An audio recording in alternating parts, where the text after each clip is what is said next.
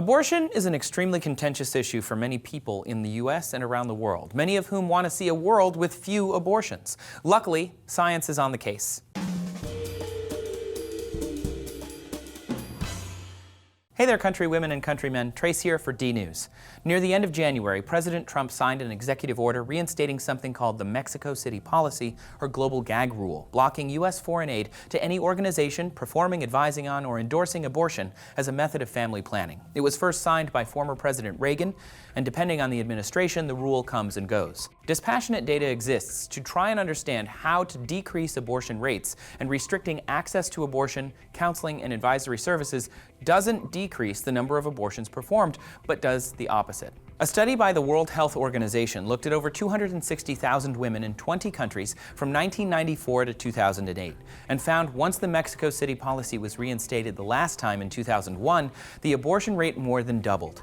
They even created an algorithm to compare those with and without exposure to abortion advice, endorsement, and services, and those without access had more abortions. And this isn't just worldwide, it's also in the United States. A study published in Perspectives on Sexual and Reproductive Health examined abortions in the United States and found from 2011 to 2014 the rate dropped by 12%. Their study wanted to find out what caused this huge drop. They looked at access to abortions and contraception, and also the closing of abortion clinics.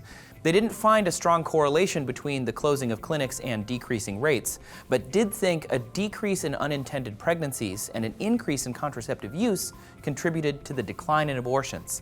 The U.S. currently has the lowest abortion rate since it became legal in 1973, and yet people are still denying sexual health education works.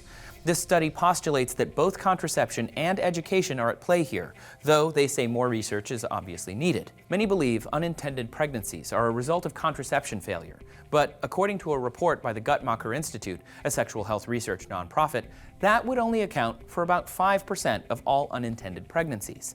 Of the remaining 95%, most was from non-use of contraception, and a bit less than half was incorrect or inconsistent use. This means a big chunk of our unintended pregnancy problem is likely a lack of education.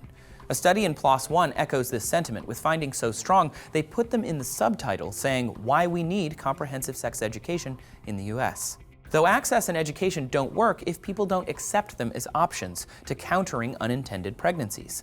According to a study done over 8 years, published in the Archives of Pediatrics and Adolescent Medicine, more contraception instruction and education correlated with lower rates of 15 to 17-year-olds getting pregnant, what we call teen pregnancy. And there are proven methods to purely decrease abortion rates. A 2012 study published in Obstetrics and Gynecology followed over 9,000 girls and women and reported teen birth rates dropped by 82% and abortions dropped by approximately 2/3 when they did this one crazy thing: gave them free birth control access. Unintended pregnancies aren't just something we can write off with the flourish of a pen. A Studies in Family Planning paper reported 40% of all pregnancies worldwide were unintended in 2012. Half ended in abortion, but 38% resulted in unplanned births. Those unplanned births affect the lives of everyone involved forever: mothers, children, fathers, grandparents, social support networks, etc. According to a 1988 study in Family Planning Perspectives, 3/4 of women seeking abortions said, quote, having a baby would interfere with work, school, or other responsibilities. About 2/3 said, quote, they could not afford a child, and half said, quote, they did not want to be a single parent or had relationship problems. Some women stated they weren't mature enough to have a child, and some still said their parents wished them to abort.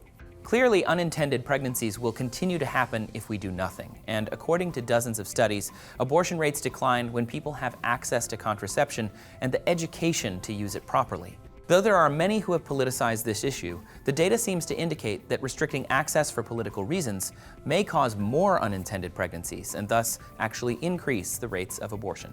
Are you still curious about abortions? Do you know how they work? There is more than one kind, and we've got each process explained here.